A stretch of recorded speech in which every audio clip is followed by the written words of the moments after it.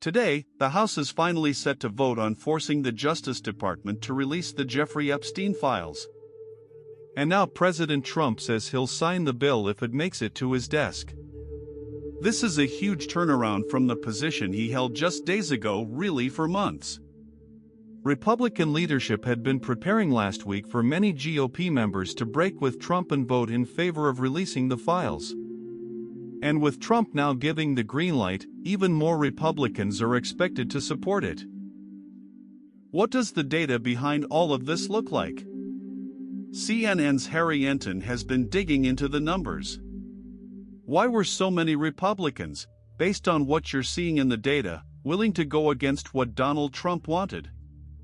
Normally, Trump has a strong sense of where the Republican base stands, but on this issue, he clearly didn't. Because what exactly are we looking at here, Kate Baldwin? Among Republicans on the Epstein files, Trump's approval dropped sharply. We're used to seeing GOP approval of Trump in the 85 to 90% range. But on the Epstein file issue? Only 44%. Not even half of Republicans approved of Trump's stance. Now compare that with this: 67% of Republicans wanted the Epstein files fully released. So the math is straightforward. The Republican base wasn't with Trump here, they wanted the files out. Their representatives saw this, and therefore they weren't afraid to oppose Trump. This was one of the rare times the GOP base stood against Trump and firmly supported releasing the Epstein documents.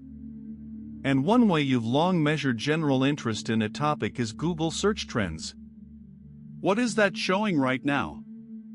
Well, back in July there was momentum to release the Epstein files and Speaker Mike Johnson effectively shut things down, sent the House home, said adios. There was interest then, but nothing close to what we're seeing today. Google searches for Jeffrey Epstein compared to just 1 week ago are up nearly 1,200%. We've seen more searches in the last 5 days than in any 5-day stretch all year, far more than even July. And the top associated search topic with Epstein? Donald Trump. This issue was not going away. So what you had were a lot of Republicans unhappy with how Trump handled the situation, a majority wanting the files released, and skyrocketing public interest. So GOP members basically said, "Jailbreak time, adios, amigos." They were willing to break from Trump and vote to release the files long before Trump decided to reverse course and say, "Yeah, release everything." What are you seeing in terms of what people think the chances are now that the files will actually be released?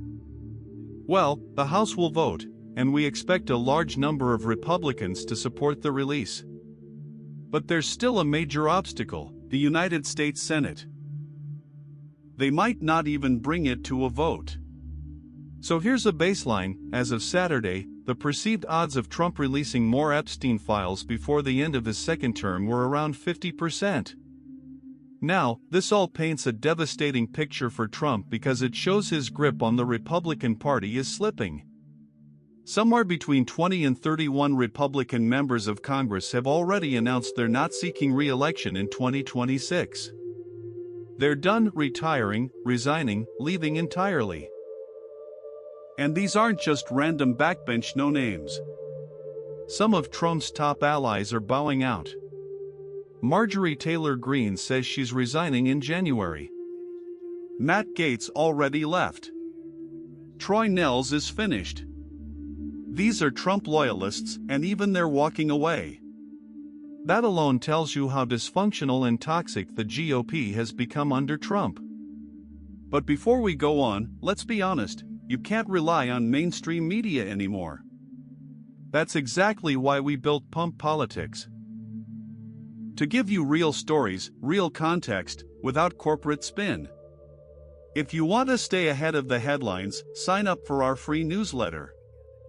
We'll send the important news directly to your inbox every day. Just click the link in the description. And if you want to support our work, join us. Be part of a community that genuinely cares about the truth. Alright, back to the video. Let's talk about how the survivor community is feeling right now, because a lot has unfolded in just the past week.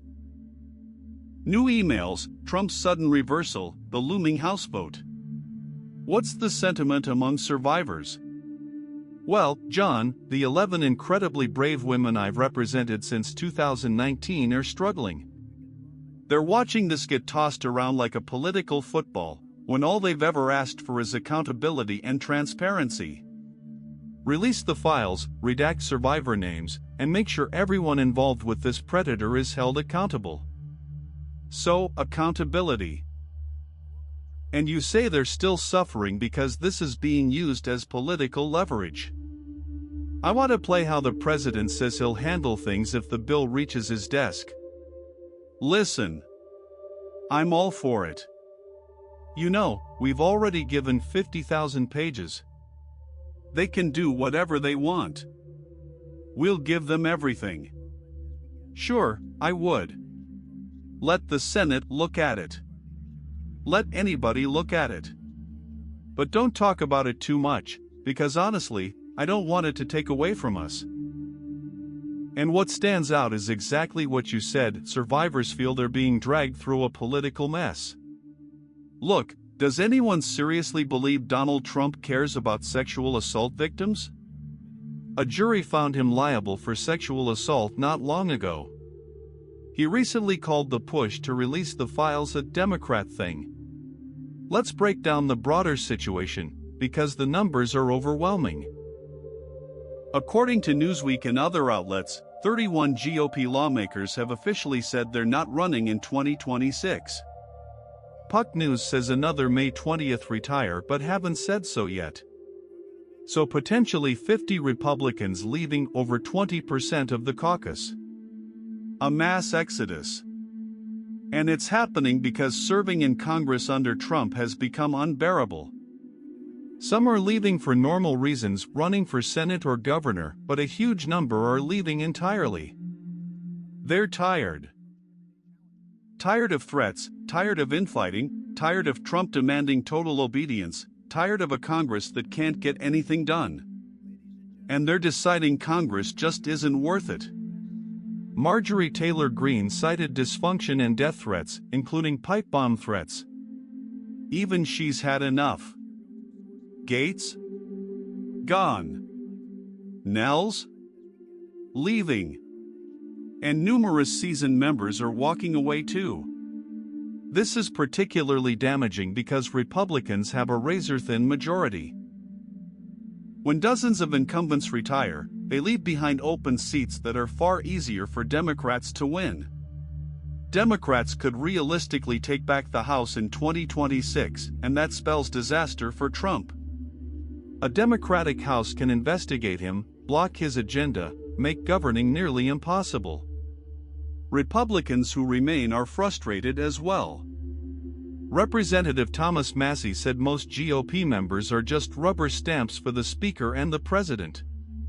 That's a Republican admitting the party has no independence.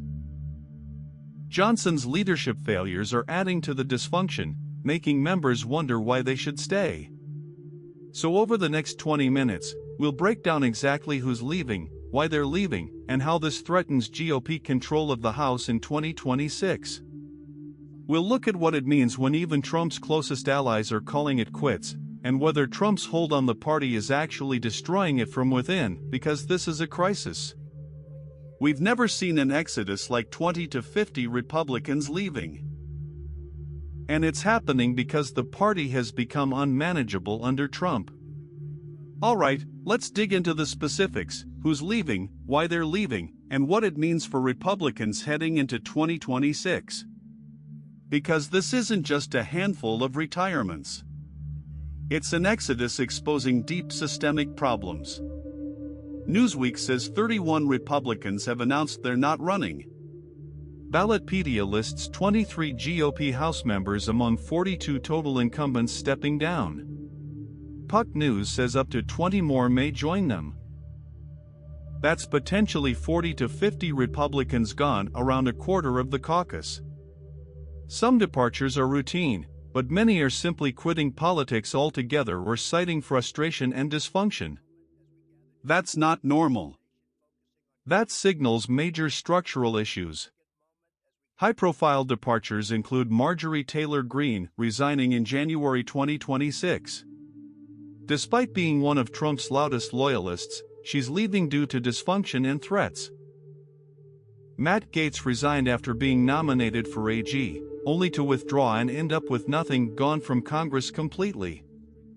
Troy Nehls, another Trump defender, is out. But it's not just Trump loyalists.